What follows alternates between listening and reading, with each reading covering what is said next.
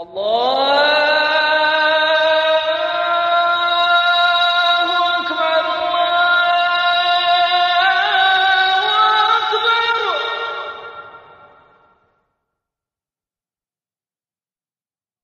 why is it necessary, this is a question I want to ask you and you can speak back to me, why is it necessary that we as human beings have to self-restrain?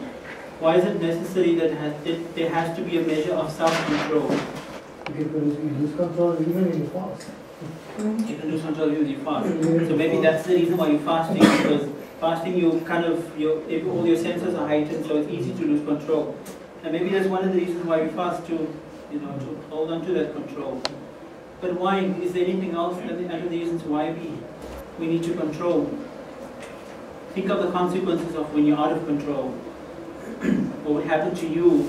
And what would, the second question, what impact would that have on your community? Because in Islam we have a vertical relationship. This is our relationship with Allah. That's a very individual relationship. But then we also have a horizontal relationship, that is the relationship with your community, with your society, right? As Deepak Chopra says that substance abuse is actually a second-hand substitute for second-hand substitute for spiritual ecstasy. So again, if you look at a couple of verses, you will find that whenever Allah speaks about taqwa, right? It always refers to Allah consciousness. Allah says, be just.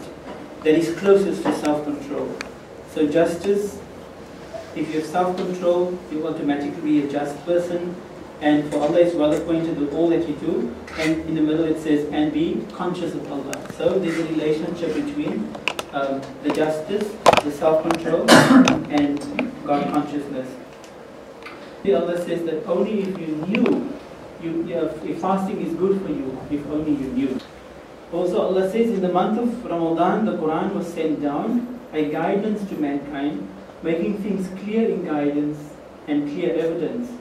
So whoever witnessed this month, in other words, you're at home, you're not on travel, you're not sick, whoever witnessed this month should fast. But if anyone is ill or on a journey, then they can return that by days later.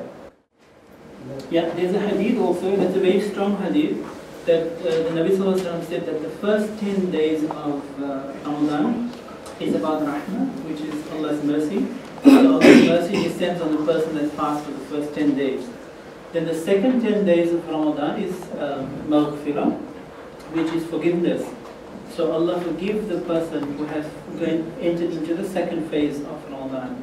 And the last 10 days of Ramadan is called Itqa minan nar, which is your neck, literally speaking, your neck is saved from the hellfire. Because it almost incentivizes the need to fast as opposed to people making the personal choice to fast. I'm not fasting for Allah, I'm not fasting for anybody else, I'm fasting for myself. That was a personal choice. Yes, but you're saying that what's the point of fasting? The point is to be myself. You must be connected with a higher power. I agree with Brandon.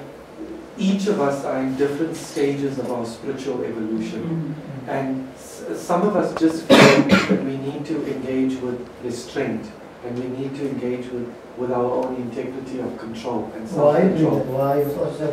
And some of us need to attach a greater power and a greater spiritual being to them.